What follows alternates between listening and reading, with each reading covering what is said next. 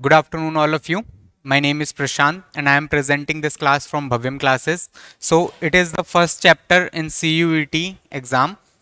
Today, we will discuss about the nature and definition of human geography and scope of human geography. So, let's start the chapter. As you have already studied about geography in class 11th, where you have studied the definition of geography and different branches of geography. As you also know, geography is a fascinating area of study which provide immense possibilities to acquire knowledge and helps us to know the present day world. Eratosthenes was the first person who coined the term geography in 276 BC, where it is a mixture of two Greek words, geos meaning the earth and graphos meaning to describe. Thus, the literal meaning of geography is to describe the earth. In class 12th, we will discuss and emphasize more on human geography. Okay, so let's start. Geography is concerned with the study of earth with respect to its physical and human aspects. Okay, so geography is integrative, empirical, and practical in nature. So geography is integrative. Geography includes different branches of study and take something from them. Like geography acquire knowledge from sciences, different social sciences, and practicals. Okay, like some portions of maths and statistics. Empirical in nature because geography concern all the things which is happening in present time or day to day life.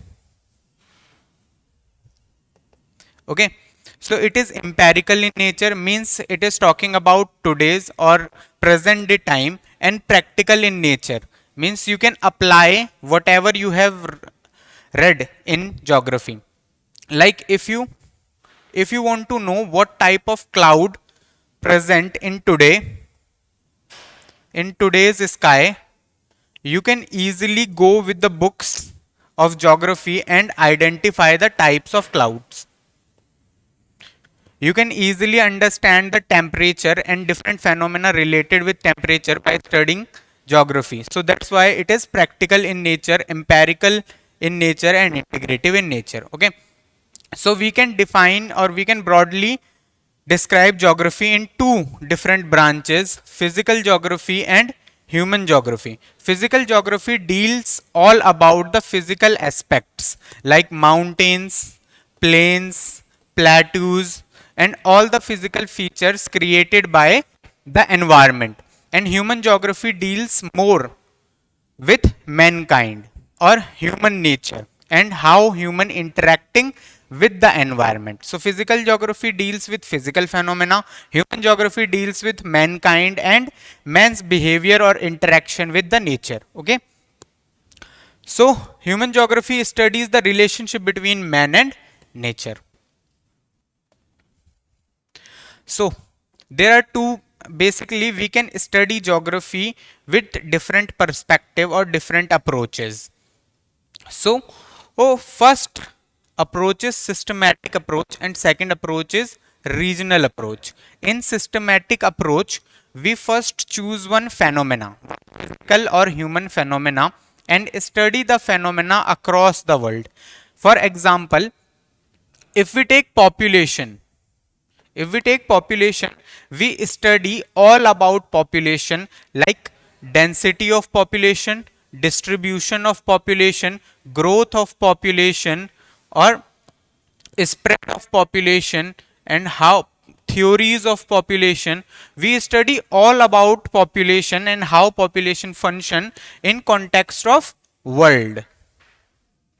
Okay, here we are not talking about any part of world, here we consider world as self. Okay, and here we choose one phenomena and study all the things about the phenomena in context of whole world. Okay, this type of study is called systematic approach. Like for example, if we consider mountain, we study all about mountains like formation of mountains, distribution of mountain, spread of mountain across the world only. Okay, Here world and one phenomena is important. This way we can study all the phenomena in systematic approach.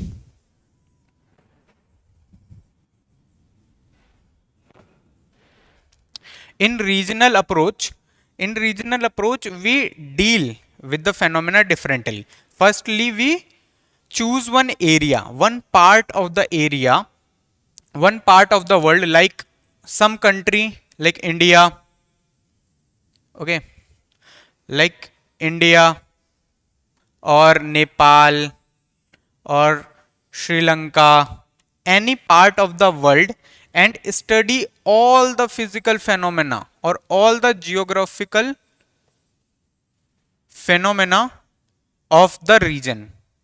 Like if here we choose area first, then study all the phenomena present in the area, like population of India, mountains in India, transportation in India, and population of India.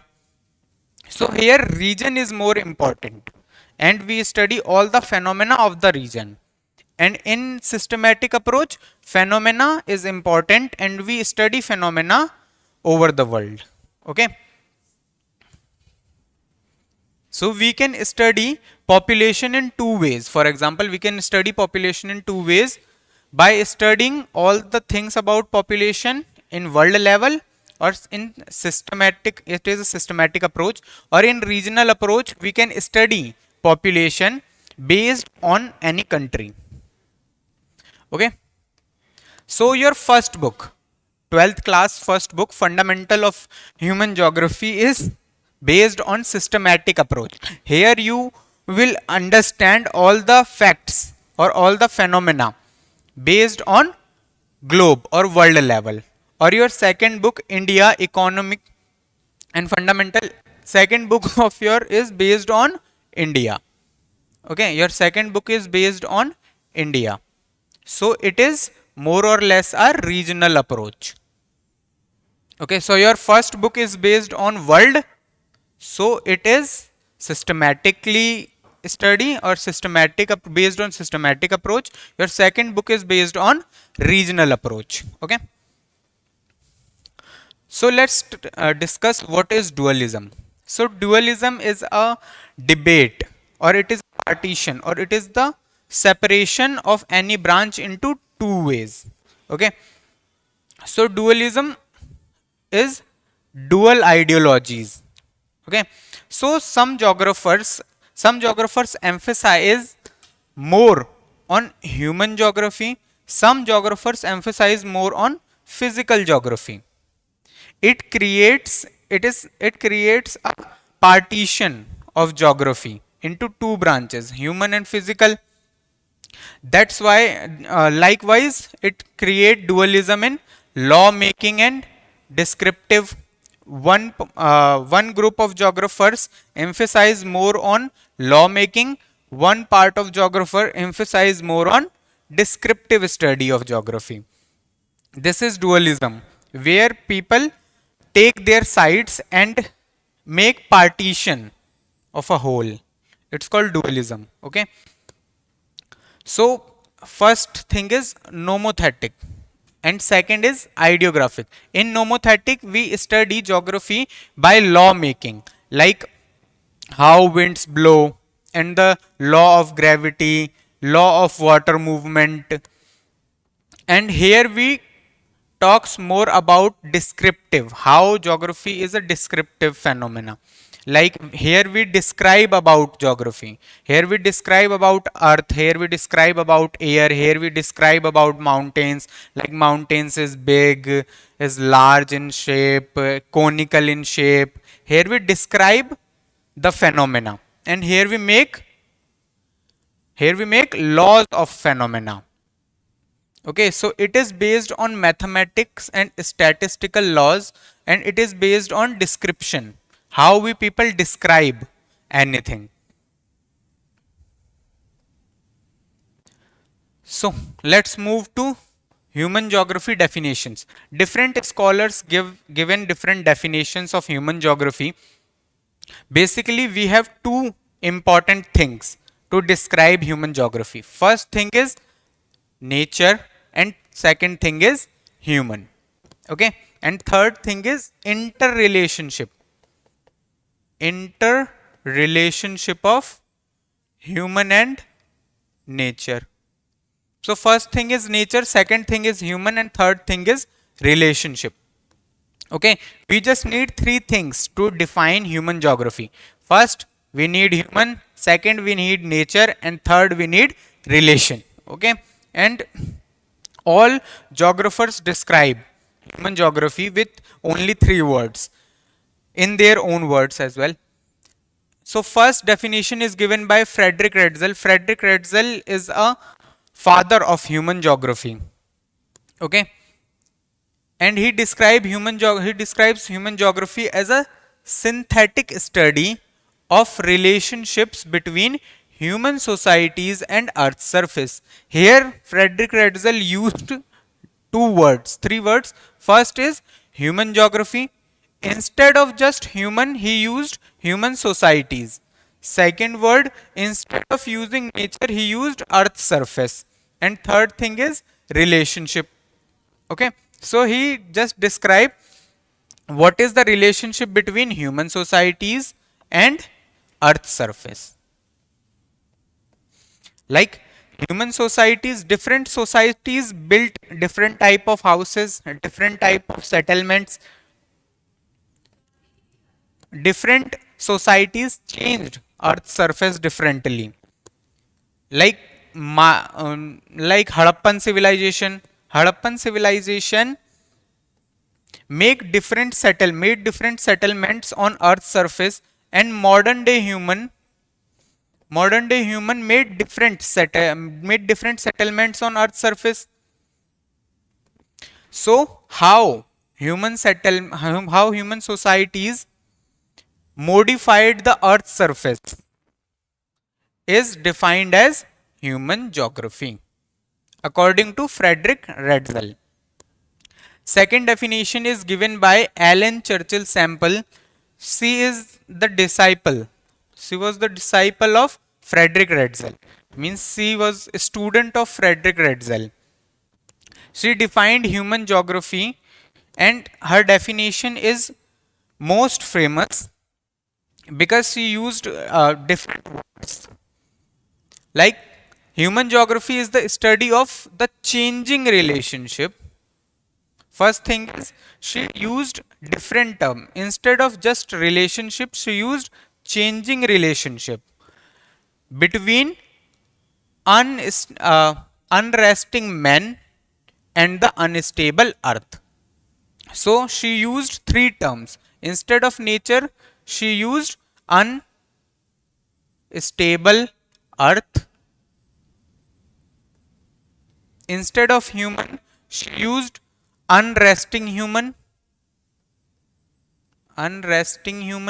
or instead of relationship, she used changing relationship. So her definition is widely accepted and most popular. Okay, because human is not resting, earth is not resting, and their relationship is also changing, not stable. So nothing is stable. Not human is stable, nor earth is stable, or nor the relationship between the two is stable. Okay. So suppose one situation from 1600s and second situation from 22 22 2020. Okay. So here the relationship between human and environment is different, because in that time people doesn't have any technology, lived in mud houses, and small settlements. They didn't change the environment so much. They are living in control of nature. But in advanced times, we live in larger settlements. We modified our environment very fast. Okay. So the relationship that we have in 1600 is different from what we have in 20, sorry, that what we have in 2022. Okay.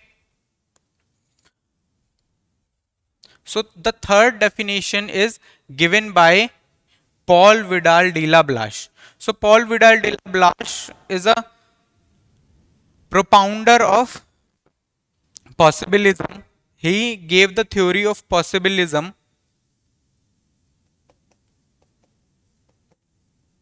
We will talk about the possibilism is up in upcoming slides. So here he described human geography as conception, means understanding, resulting from a more systematic synthetic knowledge of the physical laws governing our earth and of the relations between the living beings which inhabit it. So here he is talking about two things. Firstly, physical laws, and second thing is human beings. So first he is talking about the physical laws or environment, and second he is talking about the human beings who understand physical laws and make relationship with environment. If we understand physical laws more deeply, we can create more interactive relationship with the environment. Okay, that's he is talking about. So let's move to the next slide. Nature of human geography. As you all know, different people have different natures, different subject have different nature, different fruits has different nature. Like lemon's nature is bitter in taste. Okay. History's nature is to study the past and past events. Nature of political science is studying the political phenomena and relationship of nations with each other. Okay, likewise, human geography also has nature. And what is the nature of human geography? Is to study human environment relationship. Okay. So what is the nature of human geography? Human geography's nature is to understand and study the relationship between man and environment. And the relationship of man and environment is also changing from time to time. For example, like suppose one example where a parent, like suppose one generation where a child named Rohit, where the child named Rohit have relationship with his father. Okay, when he was young, suppose 9-year old, he is totally dependent on his father. When when Rohit become adult, like 29 years old, his relationship with his parents is not same. Like now he is more independent,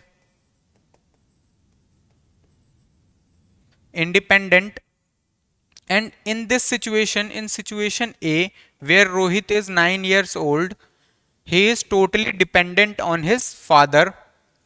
And in second situation, situation B, Rohit is a grown man, and now he is not dependent on his father. Now he is totally independent. So the relationship of same father and son is changing with time. Like this, environment and humans relationship is also changing. In primitive time, in primitive time in primitive times, when we don't have any when we don't have any technology, when we don't have any technology, we worship the environment and obey the environment. So it is one type of relationship. In second stage, now we have lots of technologies and now we can easily modify the environment. So it is the second kind of relationship. So our relationship is also changing with environment. Okay. So what is human geography? Is the relationship of human environment interaction. And our interaction with environment is also changing. So human geography is the interrelationship between the physical environment and the socio-cultural environment created by the man. Okay. So let's move to next slide. So naturalization of human.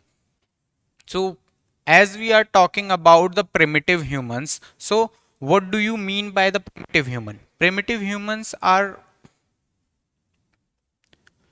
very low in technology. They doesn't have any tools. They obey the nature and live under the command of nature because they didn't have any technologies to overcome the nature. So it is the situation, it is the primitive time, it is in a primitive time. Suppose for example in 1600s or in 1500s, people, or suppose in 1000 BC, in that time people generally know about only two things: fire or wheel or primitive kind of technology. They didn't have advanced tools. They just have axes or basic tools. In that time, because they don't have any technology, they cannot overcome the boundaries of nature. They can't overcome the limits set by the nature. Suppose a man suppose a man is living in a desert. Suppose a man is living in a desert in 2000, in 1000 BC. he cannot he cannot walk all away from the desert in one life, because it is very hard for him to pass the boundaries set by the environment. Or suppose one person is living in a forest, Amazon forest. Suppose one person is living in an Amazon forest. He cannot cut all the forest in a day, or he cannot cut all the forest even in his lifetime. He just can cut two or three trees and make a small clear plain to start its settlement. Okay, but he cannot clear all the forests. So he has to obey the limits set by the nature. He has to build the houses. He has to build the houses with local materials like mud or tree roots, tree trunks, or wood. But in this time, people used to worship the nature. They consider nature as mother nature and god nature. They worship the nature. They fear from the nature. They fear from thunderstorms because they didn't know what is thunderstorm. They fear from droughts. They fear from heavy rain because they didn't understand the natural phenomena. They didn't understand why lightning is happening, why heavy rain is happening. They consider all the natural phenomena as godly, like god made all the phenomena. That's why they worship god to prevent good weather, to prevent harsh weather, sorry. So in this time, when all human is modified by the nature, this time is known as naturalization of human. where human cannot overcome the nature, where human is uh, just following the instructions of nature. This time is called as naturalization of human, and it is also known as determinism. Okay, so men interact with the help of technology. Our interaction with the environment is based on what kind of technology we have. If we have primitive type of if we have primitive type of tools, we can interact with nature like this. Like if you only have one axe, you can only cut few trees. But if you have machines to cut forest, you can easily cut hundred of trees in a day. So how we interact with the environment is based on what kind of technology do we have. Like in primitive time, they just have to build their houses from local materials, mud, stones. But now we have advanced technologies. Now we have tractors. Now we have trucks. We can transport marble or precious metals from one part to another and build our houses according to them, according to the technology. Okay, so we interact with the environment based on our technologies. Human activities were directed by the forces of nature. Okay, in that time, in primitive times, whatever is human doing is based on the nature. All the workings of human is directed by the nature. In that time, human just have to find the food and shelter, because he cannot do anything else. But now we can do lots of things.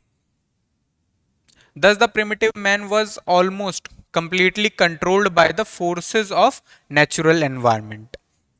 It is not important that what he creates, but with what tools he used to create. Okay, so it is not important what you creating, what you are making. It is important with which tools, with which machines you are making. For example, consider one example: USA and India. We both love to drink coffee. We both love to drink coffee. But in USA, they make coffee in coffee machines. But in India, we used to make coffee in steel utensils. So here you can easily see they are using higher technology. So it is not important what you are making. We both are making coffee. But it is important that with which technology you are using. They are using machines and we are still using stoves, gas and utensils to make coffee. Okay, so it is not important that primitive men making any clothes or any pottery. They still used to make by hands. Okay, so what is determinism? Determinism is a condition where environment is in control, where environment is active agent and human is passive agent. Okay, so what is determinism? Determinism is a condition where human is passive agent or environment is active agent. Environment is making or controlling humans. Okay, so humanization of nature. With the passage of time, human start understanding the environment, understanding their laws and developing technologies to overcome those laws. Okay, like firstly we understand friction. So we invented fire, When we understand fire, we we developed combustion engines, which is working in car and trucks and all automobiles. When we understand the working of genetics, which we work genes, we start making medicines. Okay. When we understand the law of gravity, we can then we start making rockets more faster. Okay. When we understand the laws of aerodynamics, then we start making new designs in rockets. Okay. So first what we did, we understand the nature. We study the nature and laws of nature, and based on those laws, we developed our technologies and overcome the nature and started possibility that we can control the nature. Okay. So with the passage of time, humans started understanding their environment and natural forces which affected their activities. As social and cultural development took place, more efficient technologies was developed. Okay. As human society is developing with time, we developed new things and new societies created new technology, overcome the nature, overcome the limits set by the nature. Like l- earth, like nature set a limit that we cannot breathe after 1000 meter, just for example. But now we have oxygen cylinders. Now we have oxygen cylinders. With the help of oxygen cylinder, we can breathe up to 10,000 meters. Okay. So what we did, we overcome the limit set by the nature. What limit set by the nature? That we cannot, human cannot breathe under water. But now we have oxygen cylinder. Now we can breathe or swim underwater as well. So what we did, we break the limits set by the nature. What the nature, what limit nature sets, that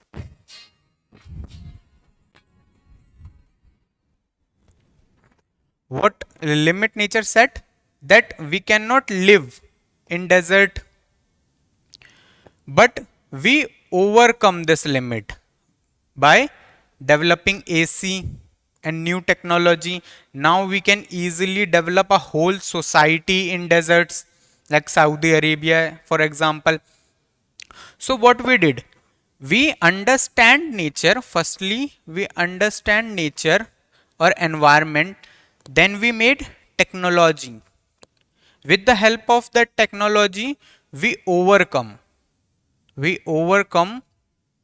the limits set by the nature. Okay. With this process, we overcome the nature and controlled the nature. And this process is known as possibilism, where everything is possibility, where you have possibilities to overcome the nature with the help of technology. So they move from state of necessity to state of possibility. Okay. In previous time, primitive human has to, means their necessity is to be in a limit of nature. They cannot break nature. They cannot break the laws of nature. So their necessity, what is their necessity? Their necessity is to obey the environment. But now we have possibility. We can cross the limits set by the nature. Human activities created landscapes. Okay. Like we have changed mountains and cut those mountains and make and made those area plains. and started our settlements, started buildings. So what we did, we changed the landscape from mountains to large buildings. Okay, this is called possibilism, given by Paul de la Vlache. So we have discussed about two main relationships of nature and environment. First is determinism, where environment is more dominant, and second relationship is possibilism, where human is more dominant. Okay, so first is determinism, second is possibilism. Here environment is here environment is active, here human is active. Here environment controlling humans, and here human controlling the environment. So Griffith Taylor, a geographer, he gave a middle path. He gave a middle path. He talks about that we don't have to go extreme with the environment, and we don't have to go extreme with the humans. We have to make a middle path where we can understand the environment and understanding the needs of environment as well as understanding the humans. Human can accelerate or stop its development, but a wise human is always correlating their development with the environment. So what he suggested that firstly understand the environment, then start developing according to the environment. Don't destroy environment for your development. Okay, so he suggested a middle path by stop and go determinism. He talks about a red light where red, yellow, green. In red light, he considered this situation as where environment is in danger, and it is time where human stop the development process. So it is a time when environment is destroying, like today's time where we are facing the problem of global warming, climate change, deforestation. So it is a time where and when humans need to stop the development and start and give time to heal, give time to heal give time or healing time to the environment, where environment can rejuvenate or recreate itself. Then when environment is healthy, then we have to start development. Okay, so in first situation where environment is degrading and facing environmental problem, we has to stop the development process, then we have to give time to the environment. Then when environment is become healthy, we should start developing. Okay, so he gave the middle path, that we don't have to follow determinism, we don't have to follow possibilism, we have to follow the middle path and start developing. And this middle path is known as neo-determinism. Okay, so what is neo-determinism? Neo-determinism is a middle path between determinism and possibilism, where we can develop according to environment. It means that human being can conquer nature by obeying it. Okay, so human beings can conquer nature or overcome the limits of nature by obeying the nature, by understanding the nature, not destroying the nature. Okay, so possibilities can be created within the limits which do not damage the environment, and there is no free run without accident.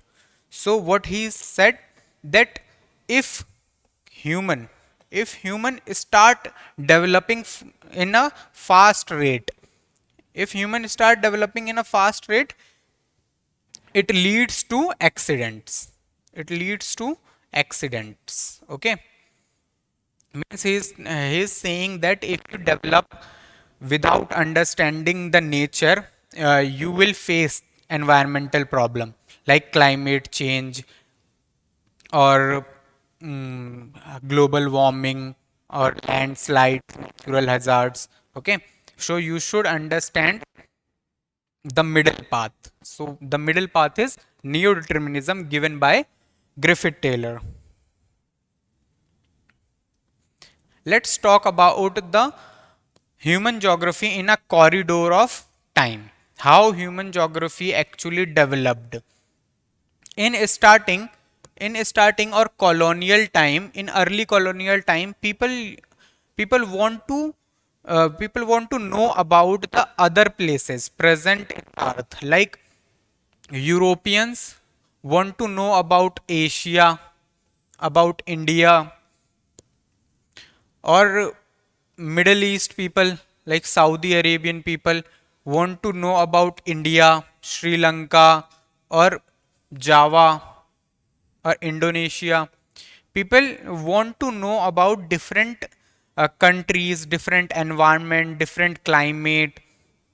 So they travel from one country to another, and make descriptions, make descriptions like Al-Baruni,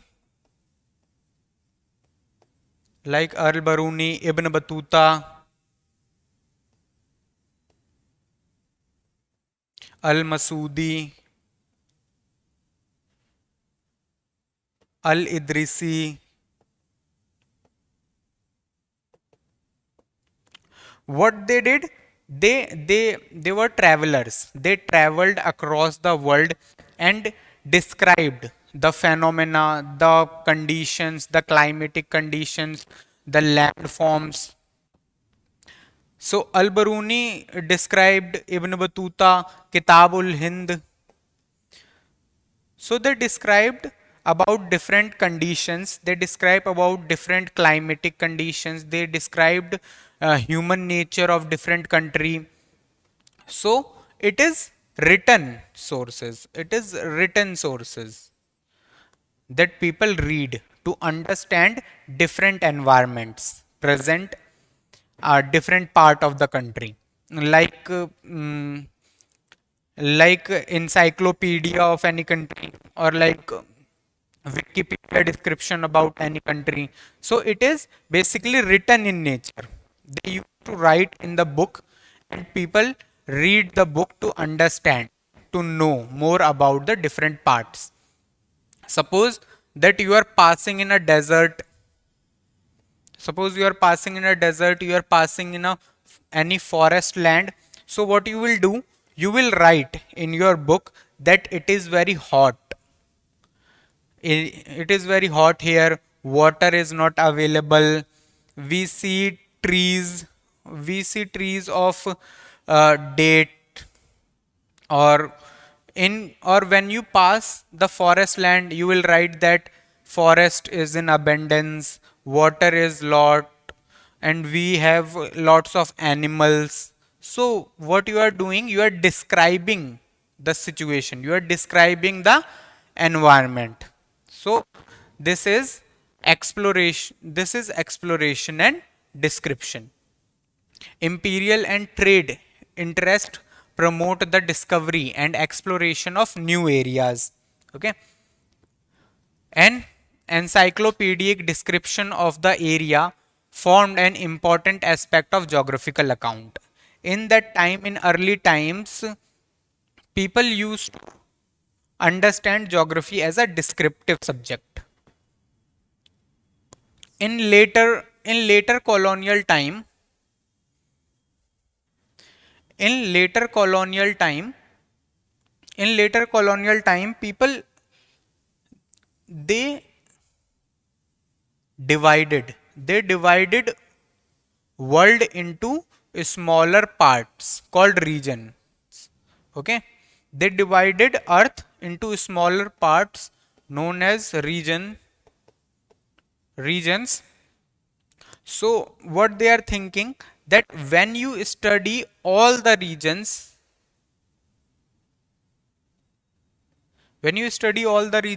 you automatically understand the world. So it is the basic concept behind regional analysis. They divided world into smaller regions, like for example India is one region, China is one region, Indonesia is one region, Sri Lanka is one region, sorry, Middle East is one region, Europe is one region. When you study all those regions, you can understand whole world. Understand what is the concept behind regional approach, regional analysis? When you understand one region, when you understand one region, or when you understand all the region, you can understand the world. So here they divided area into different regions. In 1930s, through the inter-war period, when world war is going on and different countries is in war with each other, sorry, areal differentiation become very important part at that time. What is happening in the areal differentiation? They identify one area,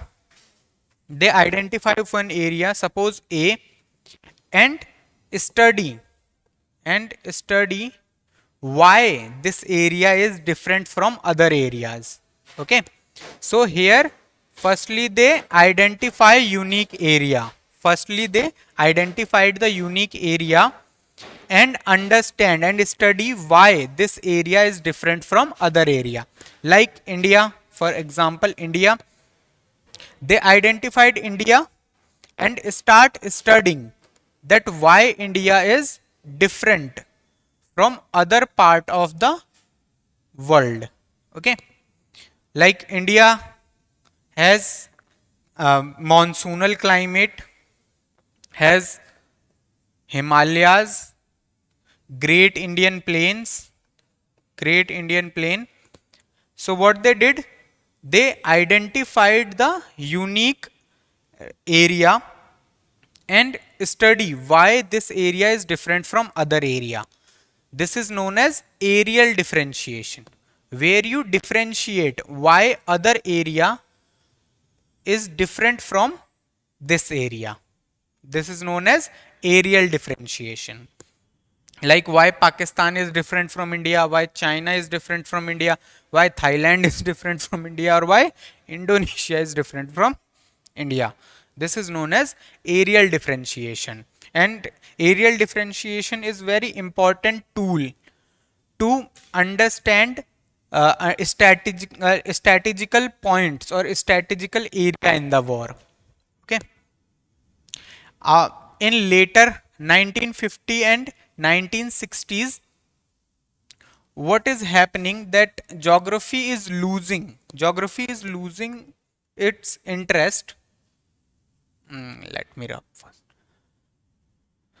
So what is happening in 1960s? People is not taking interest in descriptions, or people is not taking interest in uh, geography. So geography is declining. People is not ready to read geography because they consider geography as descriptive subject, because everything is written as description. They don't want to study anything descriptive because other subjects is developing faster, geography is not developing. Geography was in its decline, is in its declaration, means their geography is declining because people is not ready to read. So what happened, different geographers came together, and start started to make geography more scientific, in nature, so people can take interest in it. Okay, So instead of description,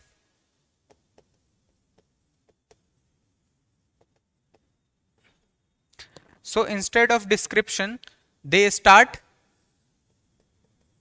scientific exploration. Scientific exploration and use scientific language and use mathematics to make the subject more practical, so people can take interest in it. So instead of in past they used to say desert is hot in nature or water is very low, instead of describing they now use mathematical terms that desert is 60-degree hot, water is water is 10 centimeter, rainfall is 10 centimeter annually. So now they are using numbers instead of words. They replaced words with numbers. They replaced all the descriptions with law and start to make the subject more scientific in nature. Okay. Now people are started again taking interest in nature, in geography. But what happened that some people who has humanities, people from humanity background start feeling thrown out, because now geography is dealing with mathematics more and scientific nature more. People from humanities now is not able to understand geography. So what they did, they started new they started new era they started new era where what they did, they boycott scientific methods and mathematical formula and started humanities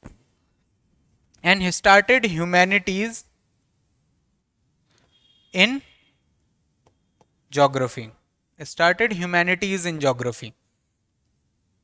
So people are bored with mathematics formula and geography became very hard to understand when everything is about geography and scientific nature. So some geographers start to make the subject more humanitic in nature. So they used radical, behavioral and humanistic schools. So what is in humanistic school? In humanistic school, people talk about human nature. They talk about better housing, better hospital facilities, better educational facilities, so human can develop. In radical school, people talk about Marxist view and try to define why some people is poor and why some people is richer. And in third school, behavioral school, they emphasize more how human is behaving in particular situation, how tribal people is behaving, how literate people is behaving, how women's is behaving, how man's is behaving. Okay, so they give emphasize more to behavior of nature instead of science. Okay, in 90s postmodernism in geography. What postmodernism talks about that one law one law is not applicable to everybody. Human laws cannot be applied to everyone. Physical laws can apply to everyone, but human laws cannot apply to everyone. Every human has its own nature, every human has its own behavior, and every human has its own way of thinking. So you cannot say that all women think alike, all men think same. So they said that that law cannot be made in human behavior. Every human's behavior is different. So this is postmodernism. Okay. In 1970s, they used to make laws about the behavior of human, like how a 10-year-old child would behave, how a woman would behave. But in postmodernism, they said we cannot make law in in human thinking or in human behavior, because human is behaving according to because different human is behaving differently. Okay. So let's talk about different branches or sub branches of human geography. Like geography is broadly divided into two branches, physical geography or human geography. But human geography is further divided into sub branches. Okay, and we will study all those branches now.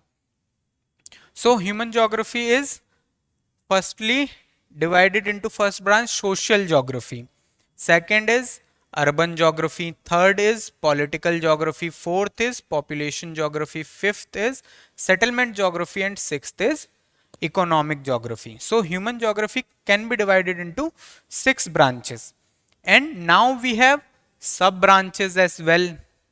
Like in social geography, you have behavioral geography, where you will understand about the different behavior of human. And second is geography of social well-being, how geography is helping with humans to become more developed.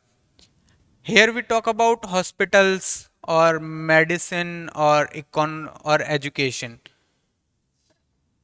and we have gained knowledge of social well-being from welfare economics. Okay, geography of leisure, like what you will do in your free time, what geography suggests that humans should do in free times.